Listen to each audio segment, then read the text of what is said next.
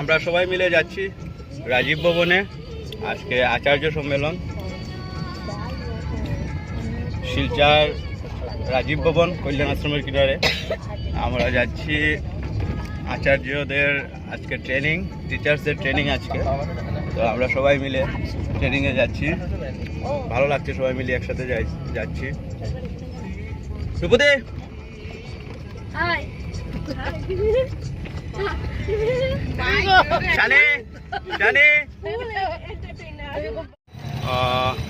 Finally আমরা রাজীব ভবনে এসে গেছি আমাদের আচার্য সম্মেলনের জন্য।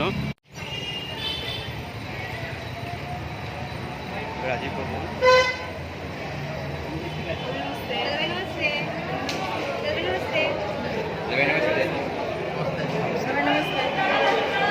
তো রাজীব ভবনে এন্ট্রি করলাম আমরা। এখন আমাদের ট্রেনিংয়ের জন্য রেডি পুরো। এখানে আমাদের এন্ট্রি ফিস দিয়ে আমাদের এন্ট্রি কার্ড নিতে হবে, তারপর আমরা এন্ট্রি হব ট্রেনিংয়ের জন্য। আমরা ভিতরে যাব। প্রথমে দেখতেই পাচ্ছেন সকল স্কুলের আচার্য এখানে এসেছেন। লাইনে দাঁড়ানো, ওয়েট করছি। দেখতেই পাচ্ছেন বিশাল বড় লাইন। আমরা টিকিটের জন্য ওয়েট করছি। আমরা পাস নেব, তারপর ভিতরে যাব।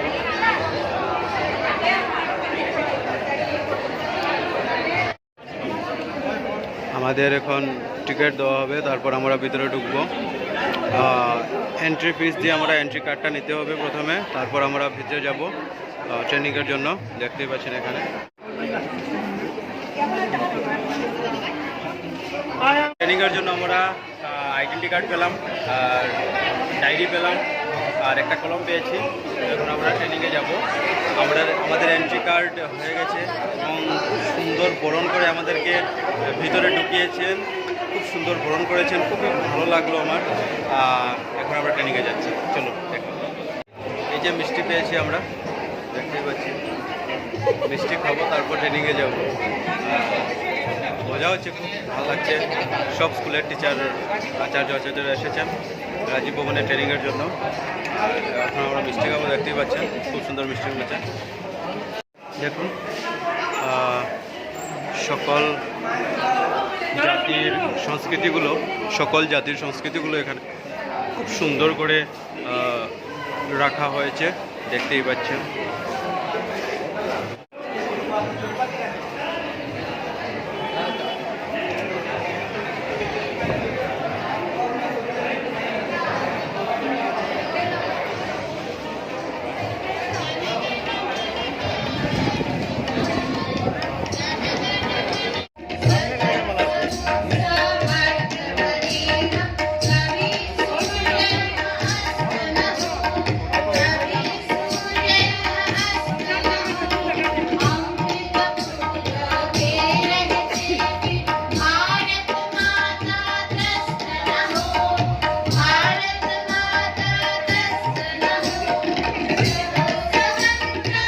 তো ফাইনালি আমরা রাজীব ভবনের ভিতরে আছি, আর আপনারা শুনতেই পাচ্ছেন খুব সুন্দর স্টেজ, এবং স্টেজে বিভিন্ন রকমের প্রোগ্রাম হবে। আর আপনারা শুনতেই পাচ্ছেন, দেখতেই পাচ্ছেন অনেক আচার্য এখানে রয়েছেন। আমি আপনাদেরকে লাইভ দেখানোর চেষ্টা করছি। তো খুবই ভালো লাগছে আজকে, সকলের সাথে দেখা হয়েছে। সকল স্কুলের আচার্য এখানে রয়েছেন এবং একটার পর একটা কার্যক্রম হবে। খুবই ভালো লাগছে। চলুন আপনারাও থাকুন আমার সাথে।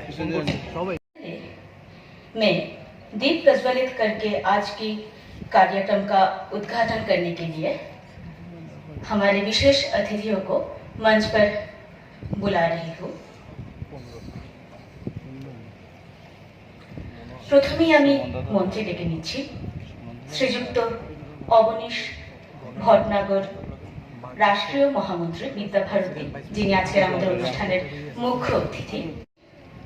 अब मैं मंच पे बुला रही हूँ अध्यापक राजीव मोहन पंत महोदय को, उपाचार्य असम विश्वविद्यालय। তারপর আমি মঞ্চে ডেকে নিচ্ছি অধ্যাপক শিবাজী বন্দ্যোপাধ্যায়, এনআইটি শিলচরের নির্দেশক। তারপরে আমি মঞ্চে ডেকে নিচ্ছি পূর্বোত্তর ক্ষেত্র সংগঠন মন্ত্রী বিদ্যাভারতীর ডক্টর পবন তিওয়ারি মহাশয়কে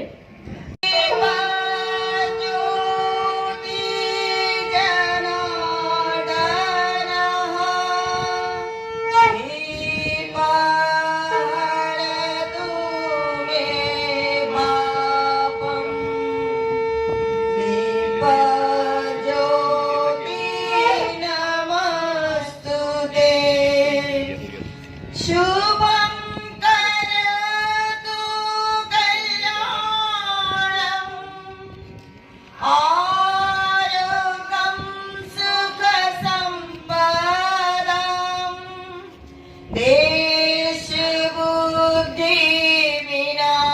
देशबुद्धिविनाशाय आत्मज्योति नमस्तुते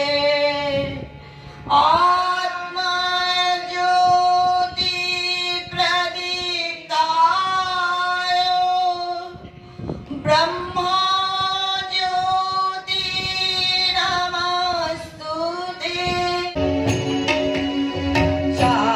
साहसशील हृदय में भर दे जीवन त्याग तपोमय कर दे संयम सत स्नेहता भर दे स्वाभिमान भर दे हंसवाहिनी ज्ञानदायिनी अम्ब विमलमति दे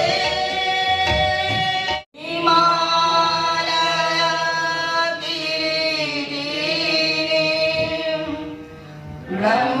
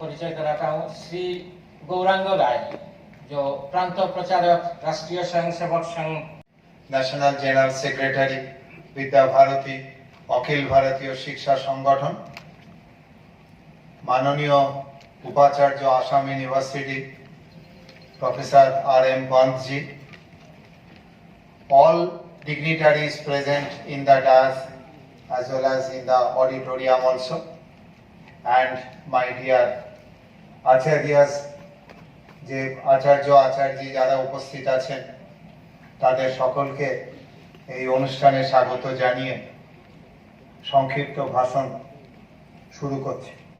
So our perspectives with respect to national education are in one paradigm, ওটা একটা প্রান্তে, আর school education is something that is more important for building the nation as well. Then we'll highlight that is how we can make this national education policy successful.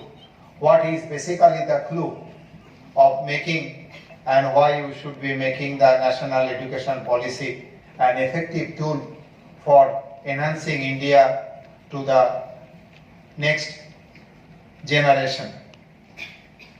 The vision of the policy, national education policy jeta mool sutro, it envisions an education system rooted in Indian ethos and contributes directly to transforming India and thereby making India a global knowledge superpower. Memorizing them and then giving the exams and getting good marks and then flowing through the works of life. So reduce curriculum content to enhance essential learning and critical thinking. And if we have noted, that is among our students, this critical thinking is basically an inherent thing among them. Strength थी और इसीलिए भारत विश्व गुरु था। उसी को तोड़ने के लिए नालंदा में क्या हुआ आप सब परिचित है, मुझे बताने की आवश्यकता नहीं। फिर अंग्रेजों के समय में मैकाले ने क्या किया वो भी हम सब जानते हैं। आज हम इतिहास की पुनर्रचना के लिए सब हैं और सब शिक्षकगण हैं, यहाँ पर शिक्षक हैं, छात्र हैं जो कि आने वाले समय में पूरे देश की रचना को करेंगे। हम विश्व गुरु थे और आज जिस बोर्ड पर हम खड़े हैं, हम जो एक नया इतिहास रचने जा रहे हैं, हम फिर विश्व गुरु बनने जा रहे हैं। माननीय बंदोपाध्याय जी ने कहा कि 3 दिन का समागम जो वाराणसी में हुआ था, मुझे भी उसमें अवसर मिला था। जब भी बदलाव कोई होता है तो बदलाव शीर्ष से शुरू होता है और जो टॉप की जो कमिटमेंट होता है उससे उसकी दिशा और दशा में परिवर्तन होता है। माननीय स्वतंत्रता का अमृत उत्सव मिलकर सभी मनाए, भारत माता के चरणों में अपना शीश नवाए, भारत माता के चरणों में अपना शीश नवाए। स्वतंत्रता का अमृत उत्सव मिलकर सभी मनाए, स्वतंत्रता का अमृत उत्सव मिलकर सभी मनाए, भारत माता के चरणों में अपना शीश नवाए। हमारा समाज जीवन का व्यवहार बदल गया। हमने अपनी संस्कृति को धीरे धीरे भुलाना शुरू कर दिया। हमने अपने जीवन को पाश्चात्य शैली में ढालना प्रारंभ कर दिया। गुरुदेव रविंद्रनाथ ठाकुर का एक लेख मॉडर्नाइजेशन वर्सेस वेस्टर्नाइजेशन 1911 में प्रकाशित हुआ था। उन्होंने लेख लिखा था मॉडर्नाइजेशन वर्सेस वेस्टर्नाइजेशन और उसकी थीम क्या थी। कुल मिलाकर गुरुदेव क्या कहना चाहते हैं, तो उन्होंने कहा हमने ऐसा मान लिया है कि जो कुछ वेस्टर्न है वही मॉडर्न है और परिणाम स्वरूप जो कुछ भी वेस्टर्न है उसको अपने जीवन का आदर्श स्वीकार करना। क्योंकि हम आधुनिक बनना चाहते हैं, हम अपने आप को आधुनिक दिखाना चाहते हैं, इसलिए हम जो भी कुछ विश्व के वेस्टर्न देशों में, यूरोप में, अमेरिका में होता है उसी को करने का प्रयास करते हैं, अपने जीवन में भी हम उसी को लागू करते हैं। यह जो दोष, इसकी चिंता आज से 111 साल पहले गुरुदेव रविंद्रनाथ ठाकुर करते हैं। हमने समाज को आगे बढ़ने का मार्ग, दिशा ये बदल दिया। उसका एक उदाहरण कहते हैं गुरुदेव। वर्षा काल में अनेक स्थानों पर पानी भर जाता है। प्रगति या प्रोग्रेस अंग्रेजी में, इसका अर्थ है गति और प्र अर्थात आगे की ओर। आगे की ओर बढ़ना, प्रगति करना है, प्रोग्रेस करना है। आगे बढ़ने में हम अपने दोनों पैरों का उपयोग करते हैं। एक पैर भूमि पर रखते हैं, दूसरा पैर उठाकर आगे रखते हैं। जो आगे आया पैर है उसको जमीन पर रखते हैं, फिर पीछे वाला पैर उठाकर आगे रखते हैं। ये आगे बढ़ने की प्रक्रिया है, क्रम है। कई बार वर्षा काल में पानी भरा होता है, सड़क में पत्थर रख दिए जाते हैं। हम पत्थरों पर पैर रखकर उस पानी में से आगे बाहर निकलते हैं। और कई बार ऐसा भी होता है, हमने एक पत्थर पर पैर रखा और उस पत्थर पर हमने ठीक से अपना पैर जमा नहीं पाया, पिछला पैर उठाकर अगले पत्थर पर रखने का प्रयास किया, यह पैर ठीक से डटा हुआ टिका हुआ नहीं है, हमारा बैलेंस बिगड़ता है। हम जो पैर में या जूते को गीला होने से बचा रहे थे, अभी हम पूरे गीले हो जाते हैं, उस मिट्टी वाले पानी में, कीचड़ में गिर भी सकते थे। गुरुदेव इस उपमा को जोड़ते हैं, ये भूमि पर टिका हुआ पैर, यह हमारी संस्कृति है, यह हमारी जीवन दृष्टि है, हमारा जीवन का दर्शन है, यह हमारा जीवन व्यवहार है। यह यदि मजबूती से टिका हुआ होगा तो दूसरा पैर उठाकर आप कितना भी आगे रख सकते हैं। এখন টি ব্রেক, সবাই চা খাওয়ার জন্য চলে গেছে, আমিও যাব চা খাওয়ার জন্য। তারপর আবার প্রোগ্রাম শুরু হবে। তো টি ব্রেক, আমরা যাচ্ছি চা খাওয়ার জন্য। এই যে আমরা চা খাওয়ার জন্য যাচ্ছি।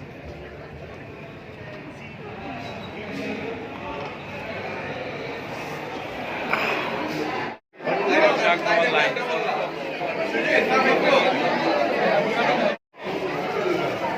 তো ফাইনালি এত সময় লাইনে দাঁড়ানোর পর আমরা চা বিস্কুট নিলাম। তো এখন চা খাবো, চা খাওয়ার পর আবার আমাদের প্রোগ্রাম শুরু হবে, আমাদের ট্রেনিং শুরু হবে। তো চা খাই, আপনার সাথে থাকুন আমার। राम कृष्ण की पावन धरती, जो शक्ति संचार करे, जन जन में बलिदान भावना, कूट कूट कर नीत भरे। अर्जुन भीम शिवाजी जैसे गुण निर्माण कराने को, सत सत नमन भरत भूमि को, अभिनंदन भारत माँ को। उत्तर में नगराज हिमालय, माँ का मुकुट सवारता, दक्षिण में रत्नाकर जिसका, पावन चरण पखारता। बुला रही है हर प्राणी को, गीता ज्ञान सुनाने को, सत सत नमन भरत भूमि को, अभिनंदन भारत माँ को। फिर सेकंड रो में बैठे हुए वालों को मैं ऐसा पढ़ाऊंगा कि 80% मार्क्स आए। फिर थर्ड रो वालों को ऐसा पढ़ाऊंगा 70% मार्क्स आएंगे। फोर्थ रो वाले तो कभी कभी होमवर्क नहीं करके लाते, तो आपको ऐसा पढ़ाऊंगा 60% आ जाए। और थोड़ा पीछे दो रो वाले ऐसे हैं जो थोड़ा कम ध्यान देते हैं पढ़ाई में, क्लास में अटेंटिव नहीं रहते, मैं आपको ऐसा पढ़ाऊंगा 50% पर रह जाऊंगा।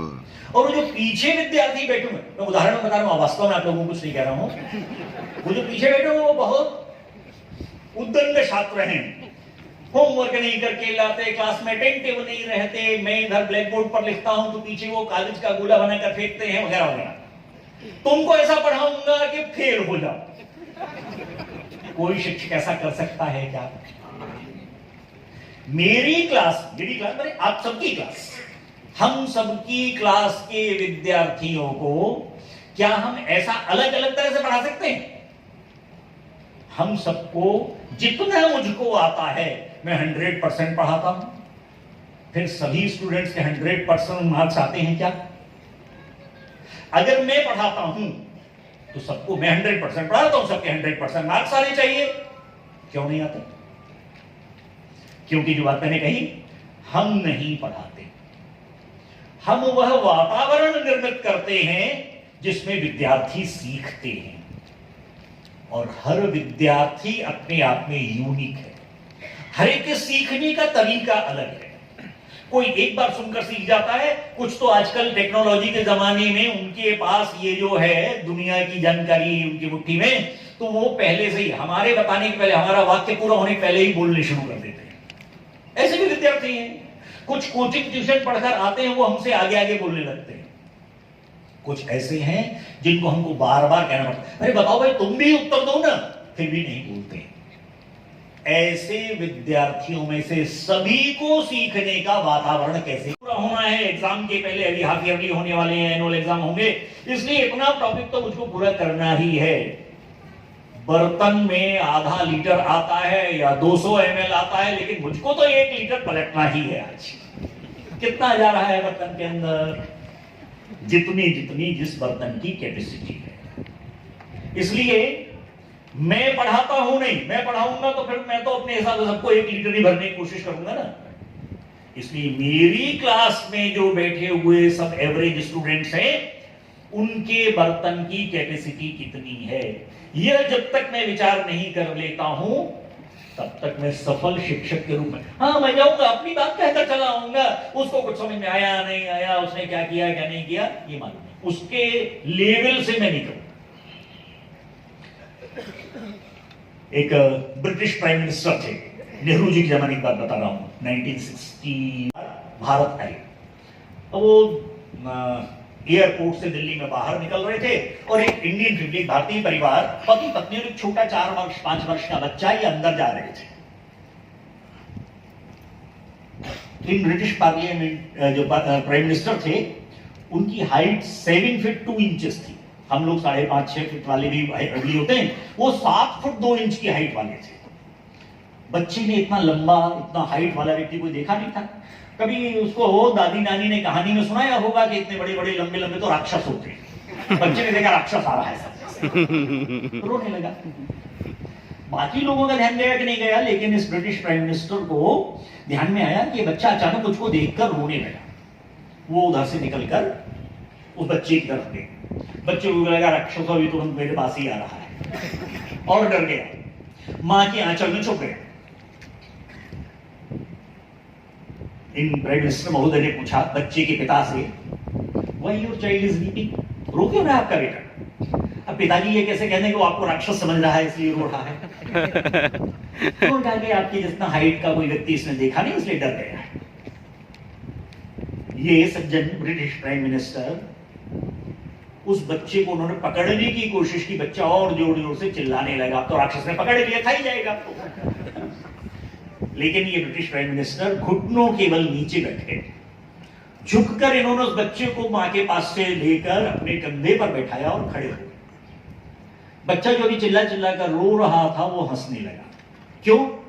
बच्चे की साइकोलॉजी समझिए। अभी तक उसको लगता था राक्षस है, मुझको पकड़ रहा है, खा जाएगा। अभी उसको लगा कि मैं तो राक्षस से भी बड़ा हो गया, राक्षस को भी मैंने दबा लिया है अपने नीचे।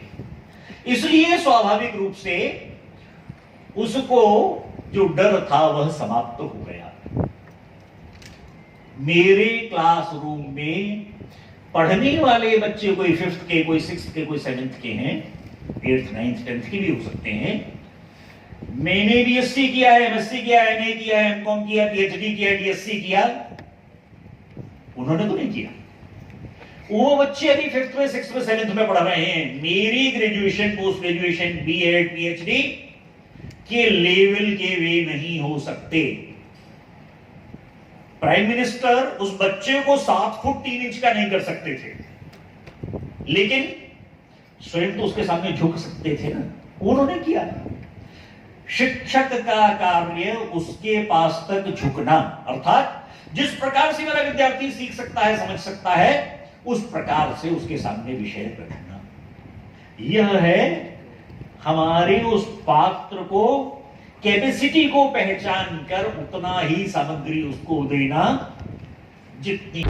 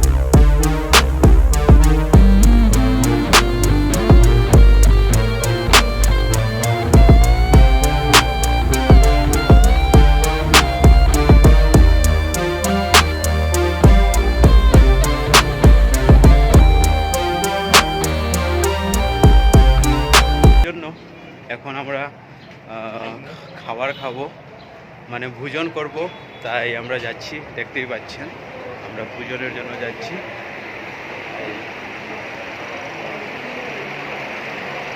আমাদের এই জায়গায় আমাদের ভোজন হবে, আমরা খাওয়া খাবো। এই ঢুকতেই খুব সুন্দর ঠাকুরের মূর্তি দেখতে পেলাম, খুব আনন্দিত হলাম দেখে।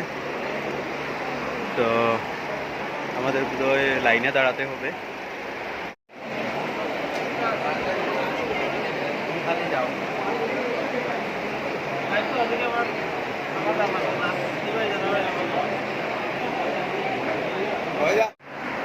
তো ফাইনালি আমাদের খাওয়ার জন্য রেডি। আর সরি, আমি ক্লিপটা ভালো করে নিতে পারছি। তো খানিদানি খেয়ে আমরা পুরো ফিটফাট। তো এখন আমাদের ট্রেনিংয়ের এর পরবর্তী অংশ শুরু হবে। অবশেষে ট্রেনিংয়ের পর, প্রোগ্রামের পর আমি আইসক্রিম খেয়ে খেয়ে বাড়ি ফিরছি। আমি এই গরমের মধ্যে এই আইসক্রিম, আহা কি মজা। তো খুব মজা আইসক্রিম। তো খেয়ে খেয়ে বাড়ি ফিরছি। সারাদিনের এত পরিশ্রমের পর এই আইসক্রিম খেয়ে আমি সকল পরিশ্রম ভুলে গিয়েছি। আমরা সবাই মিলে আইসক্রিম খাচ্ছি এবং বাসায় ফিরছি, দেখতেই পাচ্ছেন।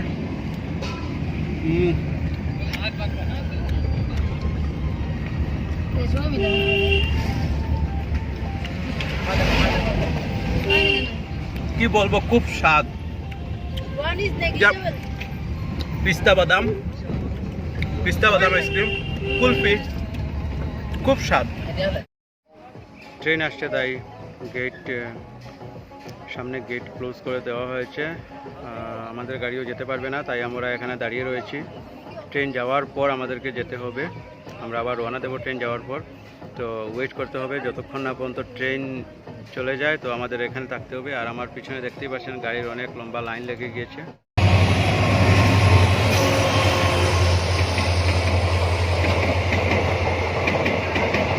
ট্রেন চলে গেছে, গেট ওপেন হয়ে গেছে। তো এবার আমরা আবার চললাম আমাদের পথে। তো দেখতে থাকুন আমাদের এই ব্লগ। আর হ্যাঁ, ব্লগটি যদি ভালো লাগে তাহলে অবশ্যই সাবস্ক্রাইব করবেন। আরে একটা সাবস্ক্রাইব করলে কি আর হয়, সাবস্ক্রাইব করে দেবেন। ভালো লাগলে লাইক করবেন, শেয়ার করবেন ভিডিওটাকে। টাটা।